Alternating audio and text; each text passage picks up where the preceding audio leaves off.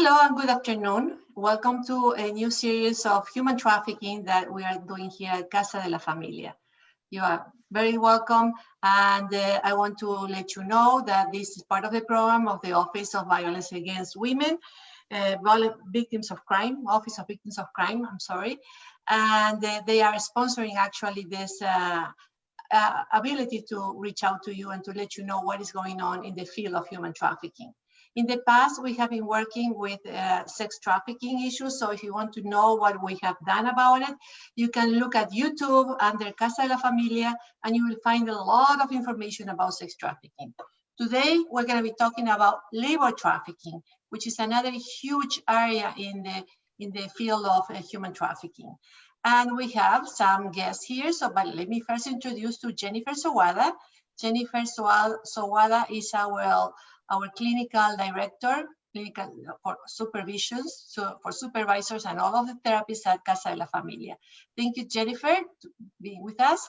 And also it's very special thanks to these two very special people from the law office of Ricardo Perez. So we have Ricardo Perez, attorney at law, and also his son, also Ricardo Agustin Perez, also attorney at law. So welcome to both of you. Welcome. Thank you. Today, yeah, sure. I know you're always there available when I call you. So thank you so much. As I said, we're going to be talking about labor trafficking. Labor trafficking, it's a very serious problem in this country as well as everywhere in the world. So I want you to know that this is not just happening here, this is happening everywhere. And this same presentation will be done in Spanish at 3 in the afternoon. So stay with us. So usually people that come to this country are looking for new opportunities because they feel restricted in the way of being able to have a life in their own countries. There are many other issues why people come to the United States, but many times it's because of looking for work, looking for new opportunities. So they come with different visas or with no visas. People that come, for example, with the visa H-2A, are visas for agriculture. Visas H-2B are for hotels, construction, restaurants, and some people, many of them come without any visas, just being transported here, and they go into agricultural and domestic work, working with the houses, housekeeping. Those are the most of them. And these people that come seeking for job, usually when they don't have a family member where to be with or someone that can give them some kind of information or some guidance about what to do, they may fall into a trap. And that's why we want to talk about labor trafficking. Because once they are coerced, once they are victims of fraud, once they are forced to do labor, then we're talking about human trafficking. And that happens a lot when people start making threats that if you don't do this job, then I'm gonna do this to you. And doing this to you could be reporting to a police officer, which people are very afraid of because of the histories that we have from our own countries, or being threatened that, I'm gonna do some harm to maybe a family member, or they are threatening them to call for deportation, so that we are going to call immigration and you will be deported. So there are a lot of threats against these people. Another way of exercising force into the new immigrants are about taking their documents. They say, let me have your passport, let me have your documents, I will keep them safe because it's not safe to keep them here yourself. So they pull out the documentation, and then the person feels that they have no documentation and nowhere to go because they lack that. They can be victims of extortion. They can be also victims of sexual coercion or rape, and that's what we talked before. They can be manipulated emotionally. There are many ways of manipulating someone into do whatever you want to do. So you have to be very careful when something like this happens. We also have seen cases of torture, people that have been tortured to do some kind of work. Violence is another way of making someone do whatever they want to do. So the exploitation can be in many different ways. can be exercised in many ways. For example, they can say, oh, I brought you here to the country, so you owe me $10,000. So if you do this job, then I'm gonna pay you $300 per month, maybe, because I'm gonna give you a shelter to live, I'm gonna give you food, and $300. So you can make the numbers, $300 up to they make the $10,000. It will be a long time that this person will be working, be actually exploited. They may do some illegal deductions. They may say, well, we give you a shelter, so here, and they give them just a room share with 20 other people, maybe, not in humane conditions, so they may charge $1,000 a month for that, for sleeping in that room. So they make all of these kind of transactions to make the people feel that they are in a debt, that they have no other access to any other kind of situation. So when someone is really locked down into a situation where they feel there is no escape, there's nothing that they can do about it, then we're talking about human trafficking. But we're going to talk about different kinds of situations, and I want to ask also Mr. Perez and Mr. Perez about legal action, what things can be done. Or what is it that makes more common sense for anyone that is under this kind of situations? But Jennifer has some statistics that she wants to share with you.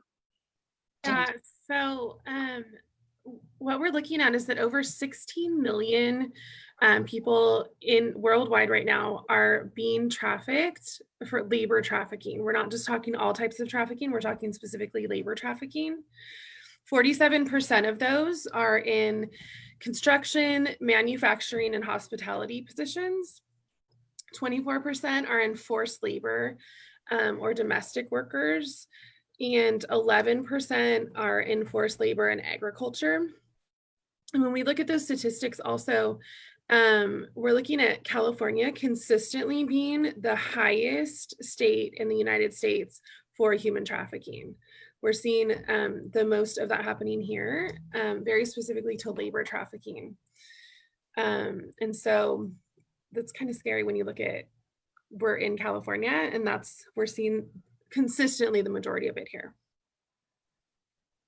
Yeah, the numbers are terrible. Usually 2/3 of the people that are doing this kind of business are men, but we have to be very careful because there are a lot of women also doing this kind of business. And it makes sense because usually people trust more of a woman than of a man. So it's easier to get hooked with a woman than with a man. So, but this is a very difficult situation because you come to a new country, you don't know what it is about, you feel confused, many things can happen, and you don't speak the language.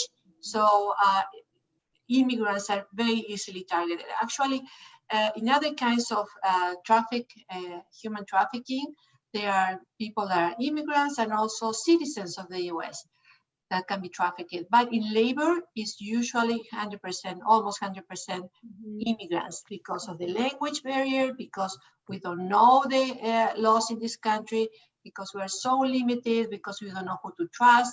Even you don't know if you can trust the police officer because of our own histories and our own countries.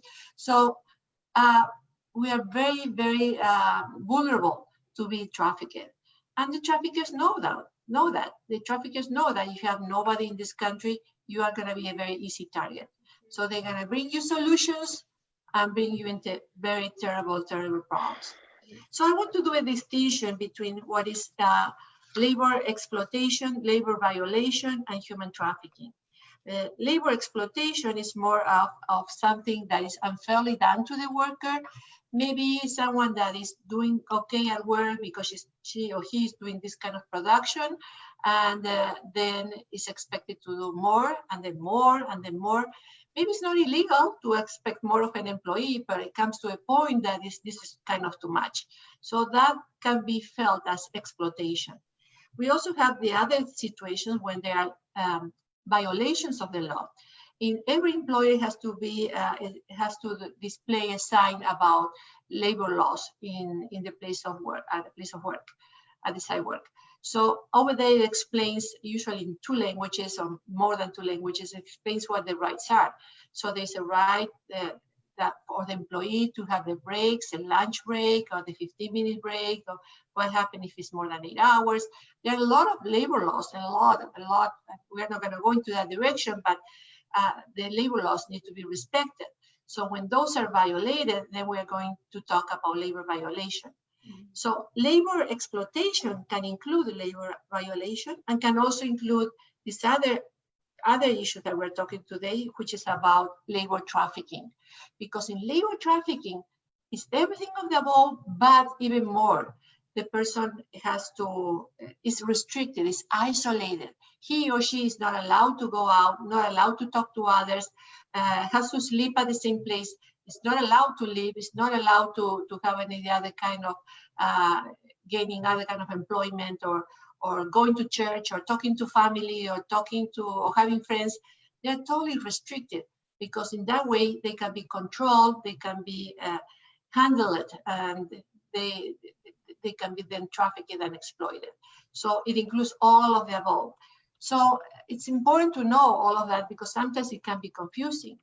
So many, for example, workers at a house, domestic work, are easier to be exploited. For example, this is what I'm going to tell you a story about a friend that came from a Middle Eastern country many years ago, and she lived in a huge house. And she said, it's very hard for me to find someone to help me in the house. So I decided I'm going to bring someone from my own country. And I said, oh, that's good. That's a good idea. Well, as a friend, I'm not going to give legal advice. I'm not also an attorney, so I'm not giving legal advice. So I said, that's probably a good idea. But I said, I have a patient that actually brought someone from her own country, because at that time she was terminally ill and she needed someone to tend to her needs. So she wanted someone that speaks her language, that knows her culture, that knows her family, someone that is more acquainted to who she really is, to take care of her in her last days. So she brought this lady from Argentina, that's where I'm coming from, and she paid the trip, she had her in her house, everything was fine, but in a month, this lady was gone. She left her. So she got a free trip. So I was telling this story to my friend, and my friend replied and said, oh, no, I'm not going to worry about that, because I'm not going to let this lady leave the house. She's not going to leave the house. She's going to stay in my house 7 days a week, and that's it. She's going to work for us the same way that we do in the Middle East. So I had a lot of education to tell. I have to tell her how things work here. And it's not that she was a newcomer.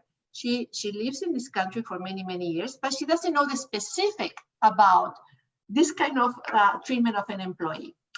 So now I'm going to ask, for example, in this kind of a situation, if we have someone that is in a house working and doing domestic work, because I have another case that I'm going to tell you in a minute, doing that some kind of domestic work, and she's not allowed to leave, she's not allowed to talk to anyone. Actually, I'm going to tell you the story so you can comment, Mr. Perez and Mr. Perez, about this. This is a real case, another real case of someone that I work in my office. She came here, found a job through the church, went to work for this family. And in this family, they have a small garage in the back where she was going to sleep in the bed. She had a bed. She was supposed to start working at 5 in the morning to prepare breakfast for everybody, and she couldn't go to sleep until everybody went to sleep at night, maybe 11 at night. She could eat only the leftovers from whatever was leftovers from lunch or from dinner. She didn't have her own meal. She couldn't have it. She was not allowed to talk to the gardeners or to the people that came to clean the pool. And she was only allowed to take a shower once a week. She was not allowed to leave the house. And I don't know if I forget something, because this happened a couple of years ago, but it was this kind of situation. So if we have someone like that, like the one that my friend was, actually was a neighbor, was going to hire, or like my patient that I had, from the labor point of view, from the legal point of view, Mr. Perez or Mr. Perez, which one would you like to talk? What can they do? Should they call the police? Should they call an attorney? why they shouldn't be very concerned about immigration in these cases, for example, because this lady was very afraid of immigration. She couldn't go back to her country of origin because she was totally, absolutely sure that she was going to be killed once she went back to Guatemala, where she was from, because of domestic violence issues and many other issues. So she was in panic. What can someone like her do? This is going to be very important because a lot of people may know someone that is in similar situations and they may need some legal advice. So something in very simple terms, what can someone like that do? Well, I think just to clarify, the example that you gave, the employer is somebody from the Middle East, right? The lady? That one, the first one, yeah. Okay, so it seems to me like she's maybe applying the laws from her country of origin, and obviously the laws of California govern California, and those laws apply to whether you are full-time employee, whether you've been brought over on a H-2 visa, you still have all the same rights. Or whether you're undocumented and don't have a work visa at all. Exactly. So your immigration status doesn't affect that right. You still have all the rights to break time and overtime and uninterrupted breaks. And obviously you can take as many showers as, as reasonable, and eat everything that you're entitled to do as an employee, you're entitled to do if you're brought over from overseas. But there's a lot of confusion about what people know, what we know coming from our own countries and coming here. What is totally okay in whatever the country is, I don't want to mention the country, but whatever can be okay is not okay here at all. Yeah, and in terms of the labor laws that govern domestic employees, I mean, obviously, if you're no matter what your job is, your employer still has to pay you minimum wage. So whether you're a salaried employee or you're paid hourly, if your employer is paying you a salary, however you divide up that monthly or biweekly salary by the hours that you worked, the hourly wage has to be at least what you would have been paid if you were paid minimum wage. Now, domestic employers are able to make deductions for room and board. So in the example that you gave, if the lady is living in their house and she's eating their food, they can make reasonable deductions for I don't know the exact amount because I think I'm not sure if it's capped. I'd have to look into it, but it's not, like you gave the example of charging somebody $1,000 a month to sleep in a room with 20 people. That wouldn't be a reasonable deduction from somebody's wages, especially somebody who's already making minimum wage. So in terms of that person and what they can do, they should contact a lawyer, because in California you're only allowed to go back 3 years. So if you've been, your employer has not paid you minimum wage for the past 4 years, let's say, and today you go and you file a claim against them, you can only claim the last 3 years. That first year that you were not getting paid minimum wage, you've already passed the statute of limitations on that. So the sooner the better. The sooner the better. When should someone call the police? Well, I think that it turns into a criminal concern if they're being held inside the place. So they're being held against their will. They can't travel. They can't leave. Other than that, if it's just basic labor law violations, the police will tell you this is a civil matter. Contact an attorney. But so if it's something criminal, they're harming you, they're threatening you, they're preventing you from leaving the house, as you said in the example, that's the time to get the police involved. But I would also say that contacting an attorney, I think, is really the best way, because the attorney will help you contact the police as well. And we've done that many times, where we accompany them to the interviews with the police department, and that opens doors. And that includes sexual exploitation at work. Absolutely, because some of these labor exploitation cases morph into sexual trafficking cases, where they bring them over, they lure them under the pretense of better job, more pay, security, food, housing. And then over time, whether it's through just direct threats or maybe grooming, it morphs into sexual exploitation. And so to answer your question, if there is sexual exploitation, of course you can contact the police, but I always say it's best to contact a lawyer because the lawyer will be able to tell you, help you, guide you through the process of the police contact and what to say, how best to handle that. See how one thing is so intricate with the other one. I have a case, for example, of this lady that she looked for a job and he hired her. So she was going to do some administrative work for him, and then he asked her to do some other things for the house, and she agreed. She was giving the money, so she started to do other things, and this thing slowly and surely, because he was grooming her, turned into an expectation of having sex with him. And then this lady was living in the same house in another room with the employer who was married. So there was also a wife over there. Can you imagine the difficult situation that it came to be? But she was so confused because she said that she in some way agreed, but she agreed because she was coerced into that situation. Otherwise, she wouldn't agree. But if she would agree, she would lose her job. So a lot of women don't say anything because they feel guilty. They feel they have been entrapped into the situation, but they have been coerced into that one. So that's also human trafficking. Probably it's a little bit harder to approve it, but it's another reality. And I don't know if this was your case, Mr. Perez, or somebody else, but was this your case? I don't remember. Did you refer me this lady? Yes. You refer me here? Oh, okay. Yes. So it's these cases are, very difficult.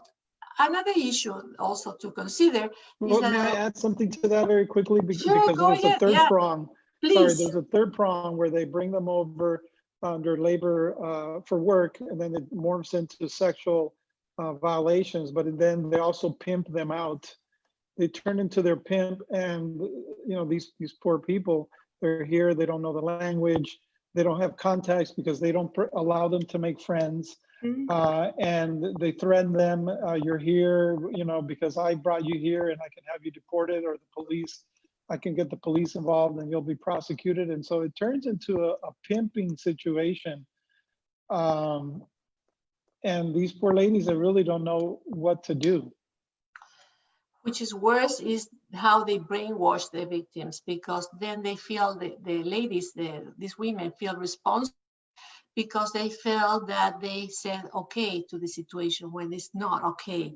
I'm not saying it's not okay to say okay. It's not okay that they feel that way. They made them feel that way, that they are responsible for that, and they will be called prostitutes by the same people that's exploiting them. But we have explained a lot of that in our sex trafficking portion, but it's also related to this one, right, Jennifer? Absolutely. I think what you're seeing too, in terms of how it all kind of gets wrapped together, is that they also were told that this, they're having to do this to protect their families, or they're having to do this, that if they're not agreeing to this, then their families can be harmed, or their loved ones can be harmed. And so it gets even more complicated in that there isn't consent, but they maybe are thinking that they did consent or had to consent in order to not have someone else, not just themselves, but their family members or other people harmed if they're not doing what they're being told. And they also hold their passports. So the ladies really can't, they feel like they can't go anywhere because they're the key to leaving is in the employer's hands. Yes. And one of the prongs to the grooming process, the last one, is, as you said, the threat that if you don't do this, then this will be the consequences of not doing the sexual acts or the pimping. So it's very important to be informed and to know that there are laws that protect these women or men, because we can see that there are also men that are being victimized. So as Mr. Perez said, it's important to contact an attorney that can help you with the case. And also you can call directly 911 if you feel that you are being a victim of human trafficking because you are not allowed to have a life. If you cannot go out, if you cannot talk to anyone, in some way you have been threatened, in some way you have been coerced, or if you have been victim of extortion or fraud, you can call the police 911 for those cases. Or if you know someone that is in that situation, please let them know, because people need to know how the laws protect them here. One very important issue about protecting is the issue of immigration, because a lot of them are being said that we're going to deport you. I'm going to call immigration and you're going to be deported. And this is horrible for some people, as I said, in the case of this woman from Guatemala, that she was so scared of being deported to Guatemala, so she accepted whatever. And there are laws that protect these people from being victimized. And the way to do it is granting them a visa, which in this case is for human trafficking, is usually a T visa. In some cases can be a U visa, but usually in human trafficking is a T visa that can grant them a temporary residence, and then they can apply for a permanent residence.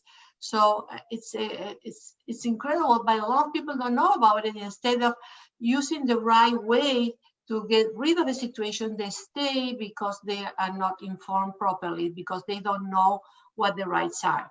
So that's very, very, very important.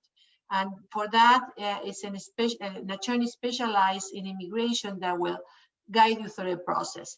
Is there something that you want to add in terms of this? No? Okay. So just interrupt me if you want to say something, right? Okay. So they have been victims of labor. I'm sorry. I would like to add that that is a great remedy for somebody who's in this tough situation without papers, that the T1 visa gives them the remedy of bringing this before the immigration court that will give them some type of temporary status that could eventually turn into permanent. I don't practice immigration law, so, but I mean, that it's great that it's out there. It's too bad that not a lot of people know about it. So again, I hate to beat a dead horse, but contacting a lawyer should be able to guide you to that immigration lawyer, to the police when it's necessary, and definitely take advantage of the T1 or T2. T1 or T2, exactly.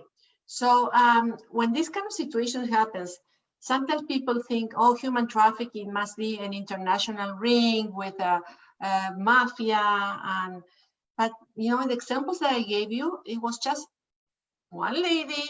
In the other one, it was one family. So anyone can be really perpetrator of human trafficking. And it's unfortunate that in those cases, the employers don't know what they have to do. So you may be listening to looking at us and this presentation, and you might be an employer. So you might need to know also that there are no no's about employment with their legal situations that you have to be very aware before you are contracting someone to do some kind of work, because as an employer, you can be in big trouble.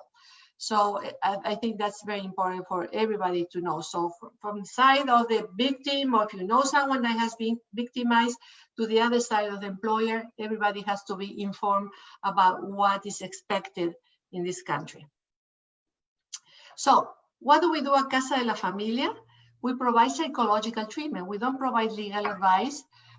We don't provide shelters either, but we have a lot of resources in the community where we can guide you through the process. We can help you with a shelter if you need one. If, for example, this lady that I was telling you before, we were able to accommodate her in the shelter. But what we do is we provide psychological treatment, because people that have been trafficked, they are very affected emotionally. They feel that powerless. They feel confusion. They don't know who to trust. They don't know what to do. They feel violated emotionally. They feel that they don't have any rights anymore. They feel confused as, should I go back to my country or should I stay here? What is this? I thought that America was America. And you and I that are living in America, we know what America is. It's a little bit of everything. We have a lot of great things, but we also have the bad things. But people are, coming for the American dream, don't knowing that can be the American nightmare too. So it is up to us to take care of the emotional consequences of dealing with the trauma. And that's what we can provide for you. We can provide that guidance. We can provide emotional support, psychological counseling to those victims that have been affected by human trafficking.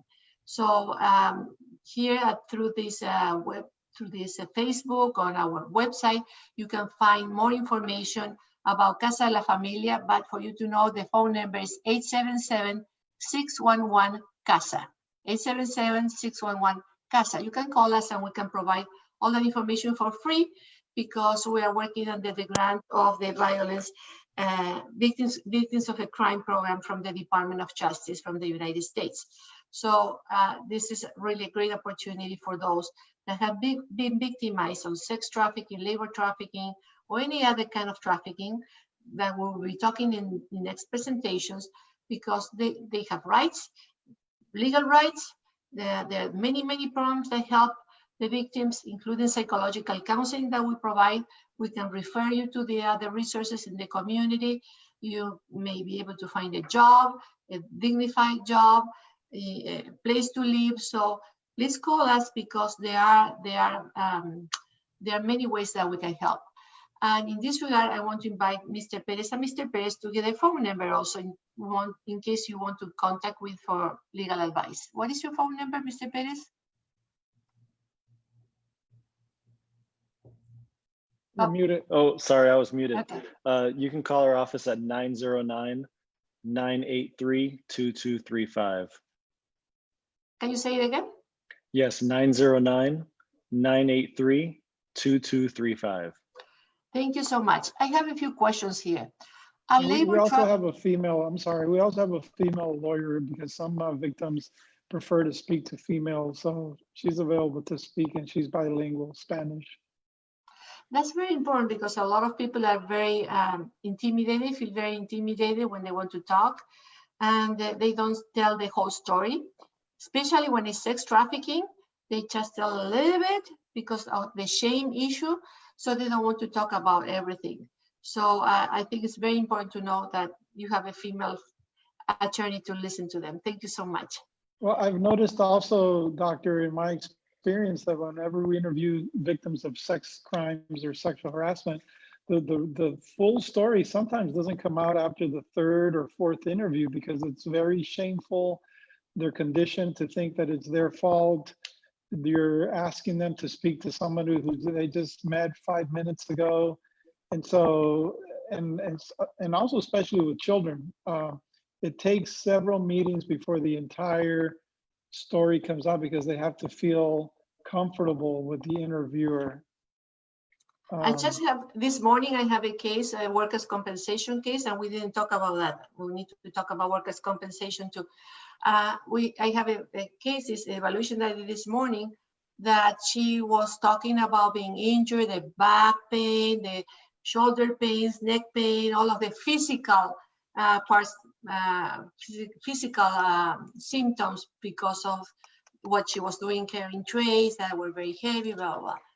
And then, because I insisted, I talked more about it, then the whole thing came out that she was being coerced into having sex with a manager, but she was married, so she couldn't tell anybody. So she told me that in confidence. Is not showing in the workers' comp case, but she was coerced into having sex so she could keep her job. She couldn't say anything because her husband would find out, and then she will lose not just her job, but also her marriage. It's not unusual. And as a matter of fact, a lot of times when we discuss this with others, we kind of get the usual eye roll. What do you mean she was coerced into having sex? Well, it involves, again, a very precise grooming process that will eventually get them there. It involves threats, and also threats. Hey, I'll tell your husband that you were coming on to me, and just it's a lot of details, but it happens, and it happens a lot, as we've seen in many cases. It's a real thing. These coercions sometimes result in coerced sex. And if you're thinking about women, well, let me tell you, men too.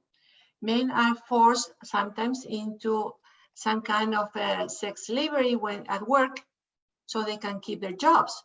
So they have to perform sexually in order to keep their jobs. So don't think that this is just for women.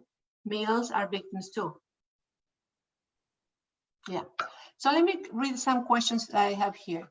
It says, are labor trafficking victims only immigrants? Is there more in California compared to other states? Well, what we know is that mostly are immigrants, because usually people that are living here, they cannot tell you that I'm going to deport you, I'm going to call immigration, I'm going to take your documents away, because if someone takes my documents away, I go to the police station or to the city hall to get another copy, right? I know I can do that. But this is more for immigrants. They are so easy to be targeted into this kind of industry. And maybe Jennifer, you can tell more about how big the industry is. You already said that, 60 million? Yeah, the worldwide we're looking at 16 million. And to speak to this question specifically, yes, we're looking mostly at immigrants here, especially in California. You're right that we're looking that they don't have other resources. Their resources are being taken from them. They can't just go and get new paperwork, new documents. And it does happen more here in California than anywhere else. One of the problems that sometimes is difficult to prove it. And sometimes if the police intervene, not always they are very well trained. This is to tell the truth. So sometimes if they don't know, the police officer doesn't know what to do because they didn't take that class, then someone has to insist, so an attorney can help you through the process of making a police report. So if the police officer says, no, go away, go with an attorney, or an attorney can guide you through the process to actually file the police report that you need to file. We had a case on point, doctor, where the victim, young girl, goes to the police. They assign a detective. The detective interviews the young girl, and she wouldn't give up. She wouldn't say exactly what happened. So the detective said, no, there's no case here. There was a case as to other victims, but this specific young lady, the detective said, no, we're not going to file or recommend charges as to involving this girl, because she wouldn't tell me that anything happened. I suspect something happened, but she's not giving me enough. So we interviewed her, and then we go back to the process. It took 2 or 3 interviews before she finally felt comfortable enough to say, okay, yes, I am. It really did happen. And she had evidence. She had text messages that she wouldn't give the detective. And so we took that information back to the detective, and sure enough, they ended up filing. He ended up getting substantial incarceration, and she became one of the victims. She was only 13 years old. You can imagine a 13 years old confronted with an officer with a uniform, telling that officer whatever happened to her. That's hard. That's really hard. And even if the family says, be careful, because something, I don't know what sometimes the family try to help, and sometimes even when they try to help, they make it worse because of their own anxieties, because this child might hear that her aunt says something to the grandmother, and now she's even more scared. So Jennifer, you're going to say something? Well, I was going to say that we also have to keep in mind that so many times they've been threatened that they can't go to anyone, and that they can't trust anyone, and that they can't trust the police. They can't trust anyone outside of, the person that's been trafficking them. And so, they have so many factors when they're having to share their story, and, they don't know that it's safe for them. Is it safe to, we look at police officers and we can see like, oh, it's safe. But we have to look at someone who's coming out of that doesn't necessarily know that that's safe for them. They don't necessarily know who it's safe to talk to. And I think you're right, Mr. Perez, when you say, they've had 5 minutes and this happens with clinicians as well, but they meet us, and 5 minutes later, we're asking them to tell their story that they've never said to anyone, or that they have so much shame attached to, and so much, they've been told repeatedly to never tell anyone this, and we're saying, okay, but tell us this story, and they met us 5 minutes ago. And also the media has conditioned these victims to not speak, because one of the main arguments that we hear all the time when a lady comes out and says, this happened to me 10 years ago, the usual annoying question is, well, why are you saying it now? Why didn't you say it back then? And so the longer these victims wait to report, the more that plays in their head, and they say, well, gee, they're not going to believe me, so I'll just try to put it behind me and move on and not report. A lot of these cases are unreported, go unreported. Absolutely. The vast majority. It takes a lot of courage to come out Yes. and report. Now, Ricardo Agustin has said about 3 years to report it, right? However, for human trafficking, for a T visa, there's no time limit. For any kind of a crime, for a visa, there is no time limit. So if you are requesting a U visa or a T visa, this is for immigration. The T visa or a U visa, it can be something that happened 20 years ago. You just have to have some kind of documentation that something happened. Yes. Well, and I Ricardo just want to Agustin, clarify yes, yes. that, that what I said about the 3 years, that's only 3 years to be able to file a claim to get, for instance, your overtime reimbursed, or your unpaid overtime, or rest breaks or meal breaks that you were not given. That doesn't mean that if it happened more than 3 years ago, that it's a lost cause in terms of any other sexual coercion or anything else. I mean, so it shouldn't take that to dissuade you from talking to an attorney, regardless, no matter whether it happened last year or 5 years ago. You should still consult with a lawyer no matter what. Yeah, I'm not an attorney in this regard, what I'm going to say, but I know that there was a recent law that passed last year that it was reporting of sexual assault or abuse was extended for 9 years in terms of that, not about employment now. Right. I'm talking about in general, right? Right, So, and it could even be extended longer than that, depending on when you realize that that what you were exposed to caused some sort of mental or a psychological condition. as you can see, we need to be informed. We need to be informed. And this happened a lot. There was a lot of revisions because of what happened with the priest and abuse within the churches. So it has to be reviewed, and it will continue to be reviewed. So be informed, don't feel shy. Also, another aspect that we should mention is trauma, the impact of trauma. Trauma sometimes makes us, a lot of people that have gone through a trauma, what they say is, I don't want to talk about it anymore, I just want to forget and make it like it never happened. And when people do that, the trauma stays in their mind. And then there are kind of blockages, but it's not that they disappear. It can just show up at any time, at any moment.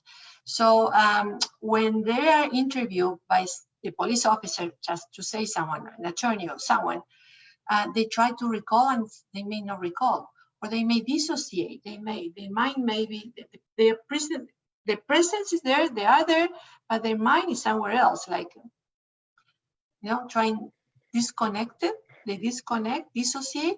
So sometimes it's very hard to interview someone that has gone through what we call a complex trauma, which is repetitive trauma. And people that are usually under labor trafficking is constant trauma, constant trauma, constant trauma. So it's very hard to interview unless you are trained in that. I'm telling you, not all of police officers are trained in that. And also not all of the attorneys are trained on that. So if you find that you are not being heard, you need to insist in someone that can hear you. Jennifer, are you going to say something? No, I absolutely agree. Anything talking about complex trauma is that, it's not just, you're right, they're continually experiencing it. It could be emotional, it could be physical, psychological, that there's so many things happening all at once. And yes, advocating for yourself. If you feel like you're not being listened to, then ask to speak to someone else. Find someone that's going to listen to you. Absolutely. So you're a victim of human trafficking, call us, we might help you with that, okay? So let me see the other question. The other question says, if you are given a shelter during the coronavirus pandemic because you lost your job and home and required to work for the person giving you shelter, is that human trafficking? Yeah, I'm gonna read it again, it's a little bit tricky. If you are giving shelter during the coronavirus pandemic because you lost your job and home and required to work for the person giving you shelter, is that human trafficking?